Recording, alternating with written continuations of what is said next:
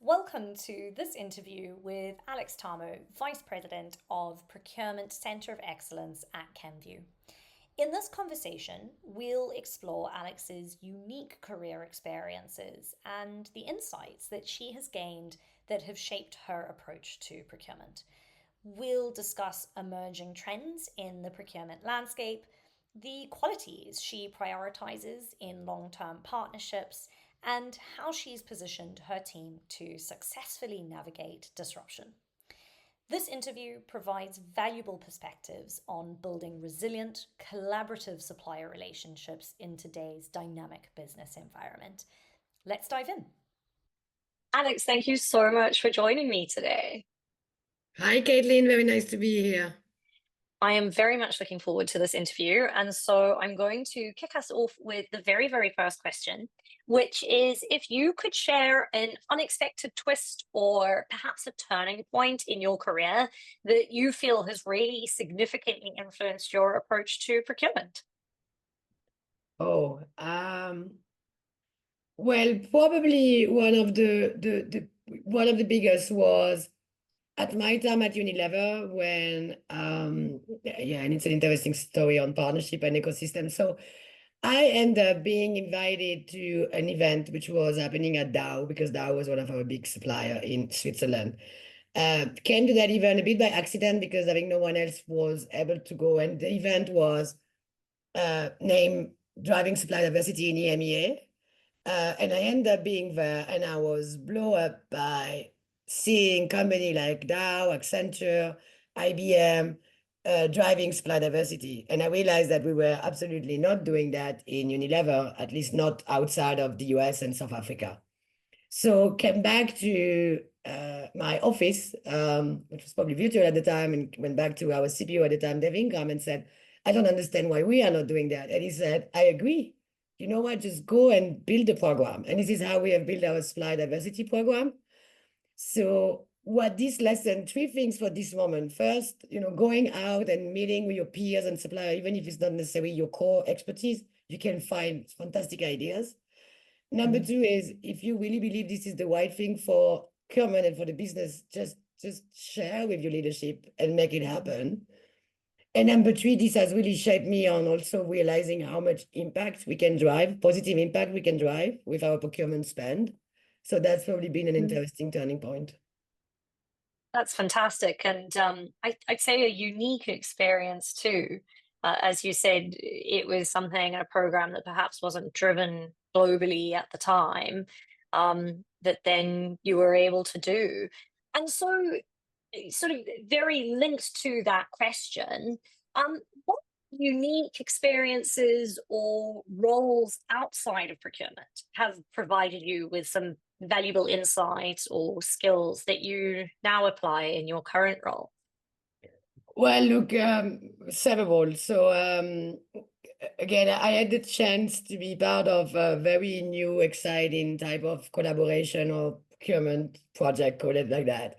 I was at the beginning of Unilever joining the 100 Plus Accelerator, which is a very unique program to accelerate innovation for sustainability, working with startup. And the very interesting of the program is that the program was born in AB InBev, and very quickly they invite other company to join.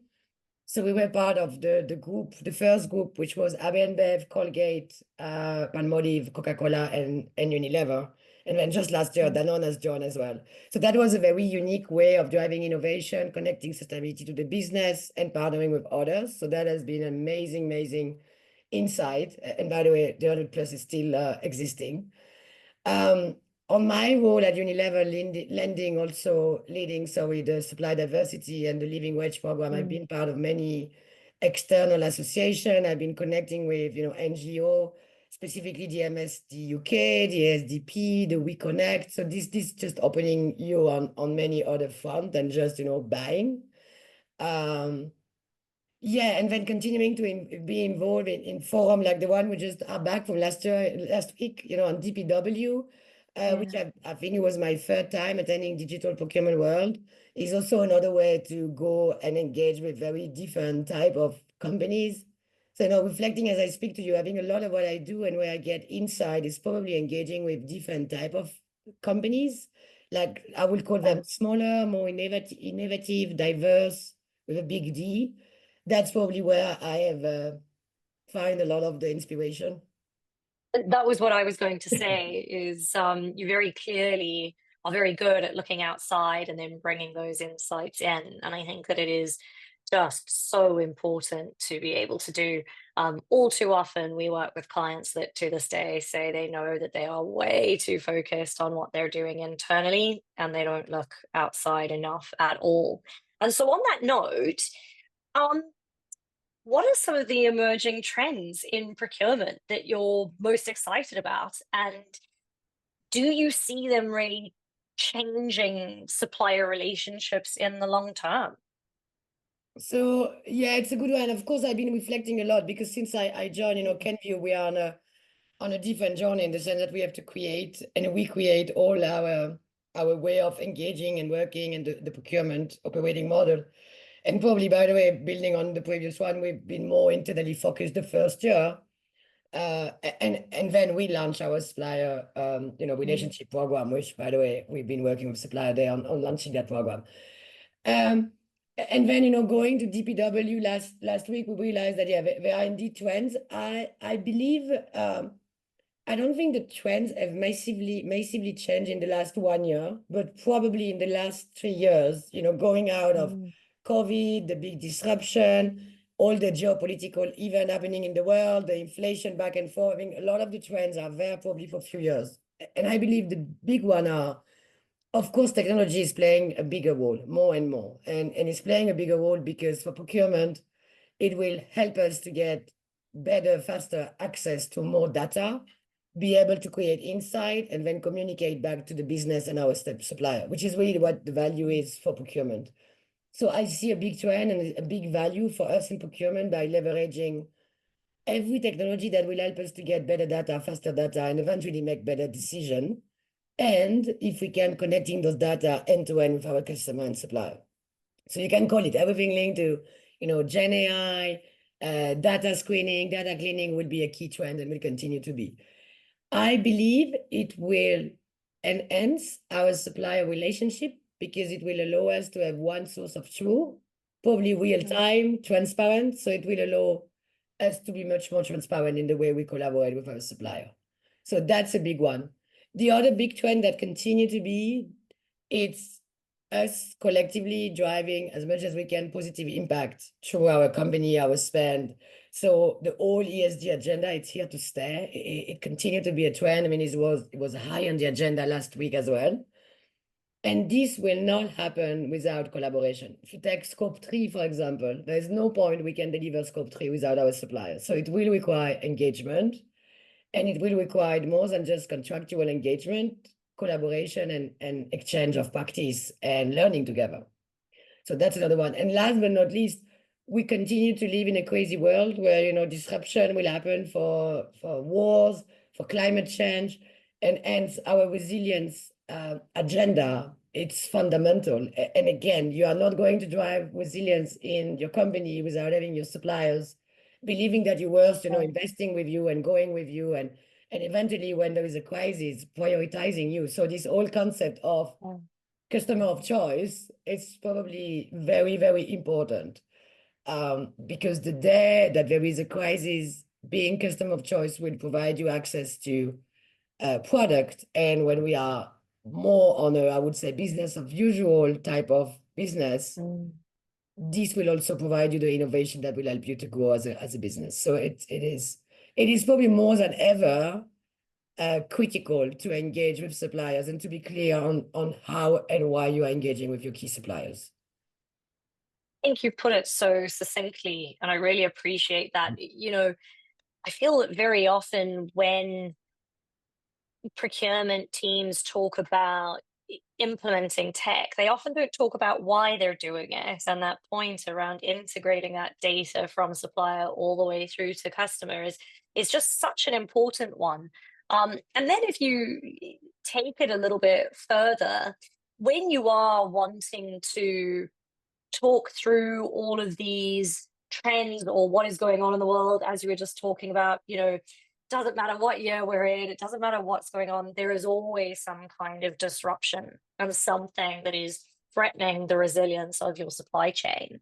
And so, beyond the basics of just being a customer of choice, what qualities or attributes do you prioritize when you're choosing suppliers for long-term partnerships? Yeah, look, and probably not one fits all, because it depends also what we are buying. I mean, at Kenvue, of course, we buy packaging material, chemical material. We have a good network of external manufacturer, and then we also buy, marketing and business services. So I think first, probably what you are looking for, the reason you will partner long term would differ according to your geography, your commodity, and the point of time. But there will be always common attribute. At the end of the day, and to start with, it's about value. It's about growing. We launched our program, and it was very clear that this was about we grow and they grow. So number one, it has to be worth it, the investment and the time for both parties. So we will absolutely look for value, how this supplier will help us to deliver and create value, whatever term value will be, it could be on price, it could be on payment term, it can be on addressing new market, new consumer, whatever you put it. So value will be at the core of everything we do. Then, and this is this famous triangle. The other one will be on service, service and quality. We cannot not, and especially operating in consumer health, it is fundamental that whatever we deliver to a consumer or a patient is on time with the right quality. So that will be also a fundamental that we will look at our suppliers. And then, of course, the innovation, so which is critical. So we will, when we launch our program, one of the key aspects why we realize we also need to really create that program and follow up and change the way we engage with suppliers to make sure we access to innovation, that we can have the right new product in our hands and then provide them to the consumer ultimately. So, and then last but not least, and you will know that this coming, supplier that are willing to follow us on our ESG targets and ambition is fundamental. Some are non-negotiable, such as, supplier code of conduct. But again, if I'm going back to my example on scope 3, we will expect our key partners to be also working with us toward this ambition. So again, you take value at the core, which is about growth. And then, we have this 4 pillar, which is really around, quality, service, innovation, and sustainability, which ultimately give you the reason why you will partner. But it will be always very specific to a relationship and a supplier. What are you partnering with and what do you need? So ultimately, it's about, again, the openness and the time you spend on sharing and agreeing together. Why are you partnering for? Yeah.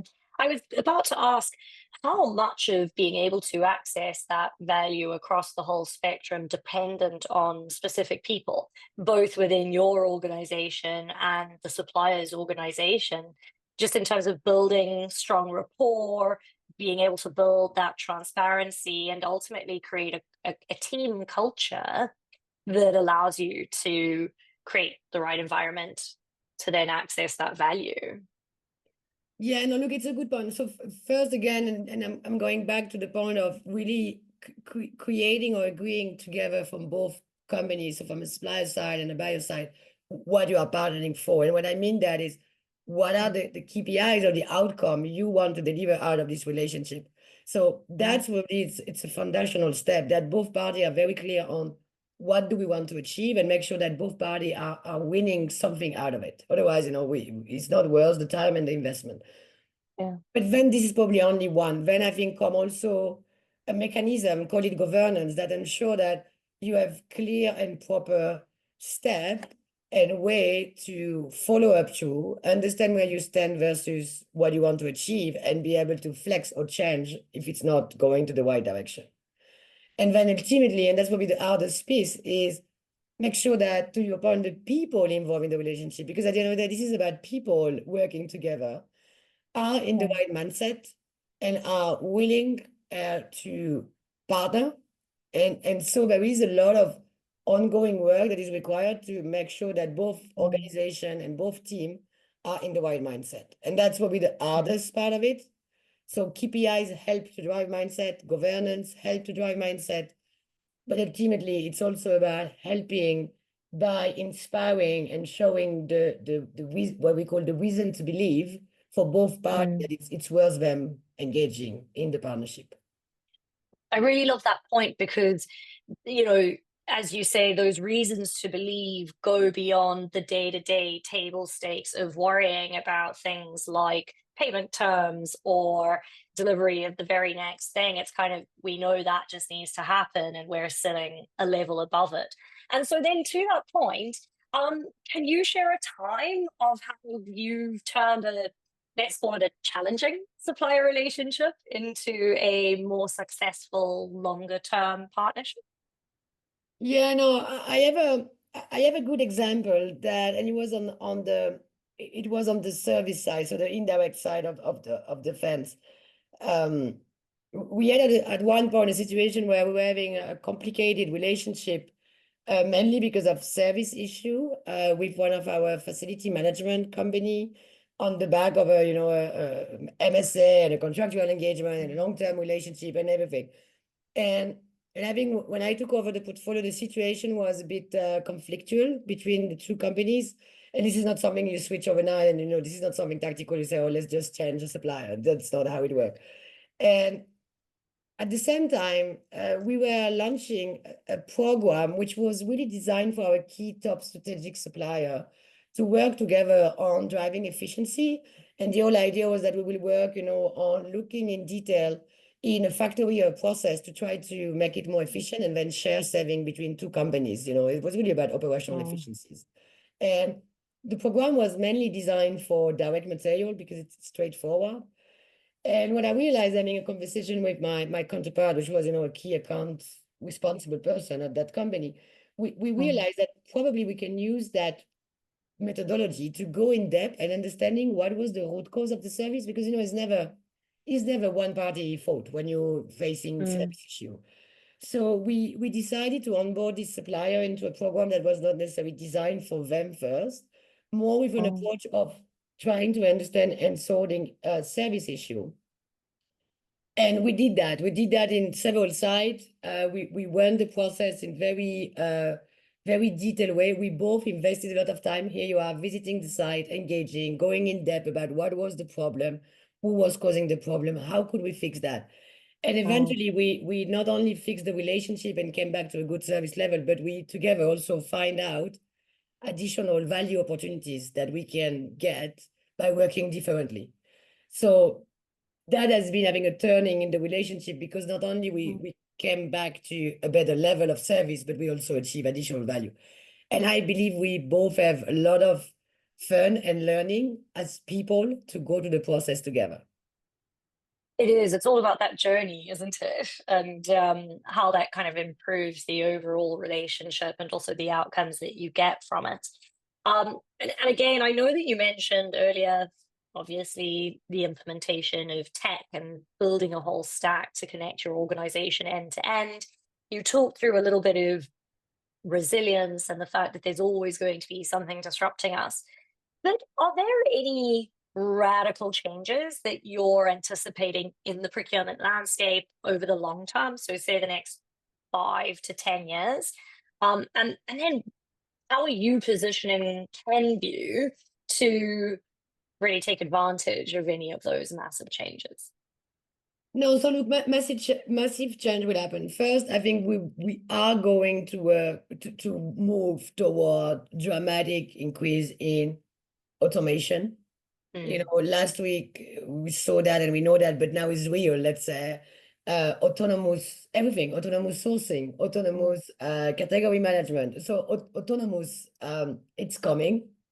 With that, a lot of automation is coming. So I can foresee that a lot of the, let's call it operational or transactional procurement will be taken away by a process that will be digitalized. So you will need less time and potentially less resource to be involved on that part of the process. So that's a big win. And again, we are now talking about, procurement professional being extremely busy, to your point, and being very centrally, focusing internally. And this will help them to go and look much more outside. But over time, you can also create efficiency in the function. So that's I think it's coming now. Everybody's a bit at the beginning, experimenting, testing. I do believe that in the next 5 years it will become a norm or a reality. So that's a big trend. Um, I also believe that the whole way of how we buy, meaning, you know, how we involve someone that has, so the whole demand management space will also dramatically change, or because it will become more without control, and we will give more power to the end user to source again, because if it's all autonomous and all automatized, why would you be in the between? But also having our stakeholder, the people we work for and with, will require also a lot more autonomy and accountability on choice they're making when they source. So I see that being another one. So that will be a lot enabled by technology. And I think the other trend that will continue to be amplified is the push in regulation towards sustainability. So we will have more and more regulation that will come, you know, like the EU deforestation coming, the child labor legislation coming. So more and more will come. And what this means is that we will need to be able to have almost a much more deep or full visibility of data across all our tier suppliers. So again, technology will enable us to get data visibility and then to be able to report. And of course, that's the reporting side because of the regulation. But when you got it, you're also able to act if you find things which are not on the right place. So that's another big trend that will stay. And last but not least, and we all talk a lot about that, we have a very new young generation of buyers coming to the profession. You know, in Kenvue, we have a big center in Bogota. I was there months ago.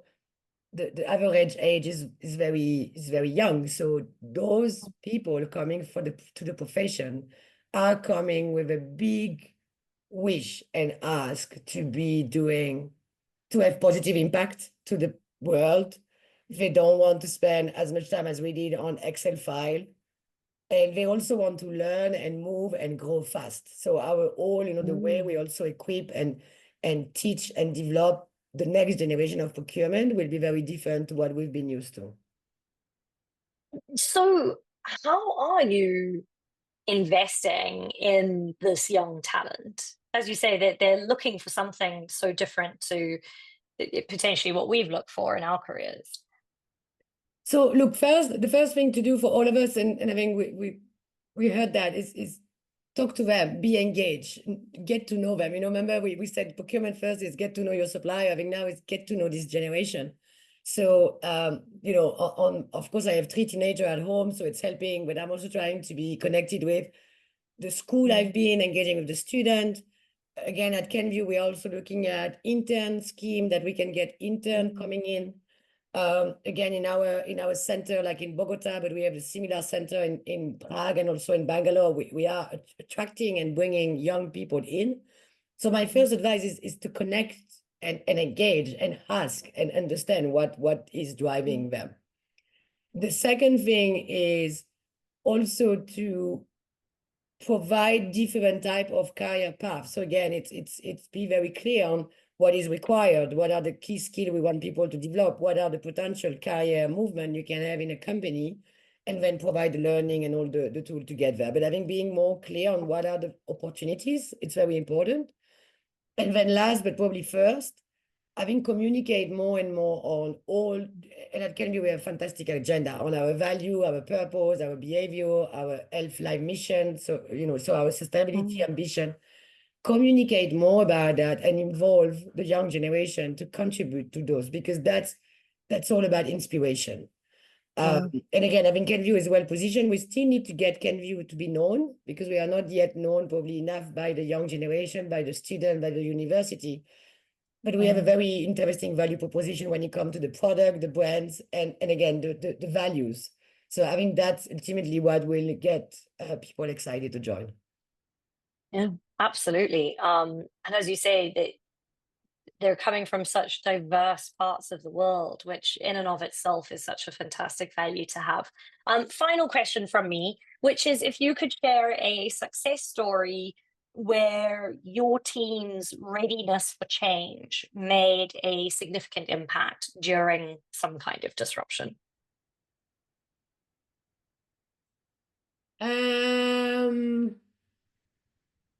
So again, if I go back to so look, I can talk to you about Kenvue because we've been on that change for 15 months now. At least I've joined 15 months, but the company is also almost the same age.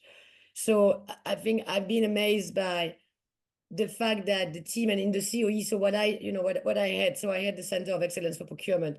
Everything we do is a change because we are changing the process, we are changing the way we operate, we are implementing new process for inflation and price management, we are involving our new sustainability agenda, so it's all change. And I've been amazed by the willingness of people to change because I agree with you, there is the readiness to change, which means you need to have the tools to change. But first is, is this model, this change management model about first you need to be aware of why we are changing. And then you really need to be desired to change. And I've been amazed by my team desire and appetite to change. And so I probably live that every day. And what this means is that it allows us to adapt, change continuously the priorities, the way we act, the direction we are taking. So I'm currently amazed by the team that we are building right now at Kenvue Procurement because it requires a lot of ability to change and more importantly, willingness to be part of this change journey. Yeah, sort of constant adaptability, I guess. But as you say, that in itself becomes such a strength because with every change, you're just willing and ready to take it on. Exactly. Alex, thank you so much. I've really enjoyed chatting to you. And as always, your insights are fantastic to hear. Thanks, Caitlyn. Thanks a lot. Thanks a lot for having me.